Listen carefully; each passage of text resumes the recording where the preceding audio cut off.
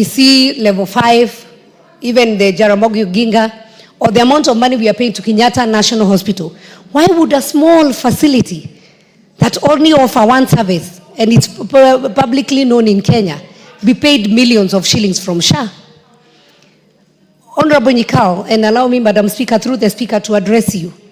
Last night, as a mother, I was very disturbed by a case I saw from Machakos, and I wish and I hope the women rep Machakos and the leaders from Machakos can follow that matter. And Honorable Nyikao, with your committee, kindly help that mother whose child was operated in a facility in Machakos. First, she was forced to pay 5,000. I watched 9 p.m. news yesterday, around 9:35 p.m. You can go back to your YouTube BNC. And then this child, the mother was forced first to pay 5,000 shillings. Then the doctor messed up with the child. The child needed emergency, so she even borrowed 50,000 to get an ambulance. And the ambulance, when they were leaving the hospital, they were meant to be taken for referral in Kenyatta Hospital. But then the mother ended up in a facility, small facility in Isili, where this baby has been held. And the mother till now cannot be able to access to see the condition of her child, who is in ICU, because she has been asked to pay 3 million Kenyan shillings. I saw that lady crying. Where can she get 3 million? Her child is being held in the funny facility in Isili. Why, Honorable Nyikao? Why would we have our citizens suffering when you have been forced to go and use a private facility because they need money?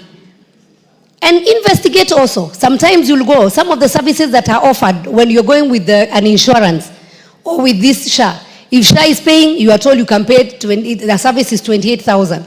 But when you are paying cash, you are told you can pay 14,000. What is this? We need to investigate. And the only solution, let us make sure that we equip our public facilities. Let us make sure we have enough doctors, enough medicines, we have enough supporting staff, so that, honorable members, you can easily walk into Kenyatta National Hospital. We even have a private wing. And I want to say, maybe for us to start by leading by example, because we are urging the ministry to quickly form a policy on this. And sometimes policy can take as long as somebody wants. It can be formed within 1 month, 6 months, or somebody can decide to sit on this forever. And I hope the Committee on Implementation can follow up on this.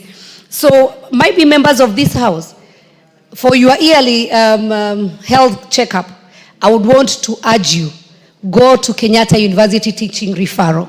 It has a state-of-art facility. We don't have any in Kenya, in East Africa, in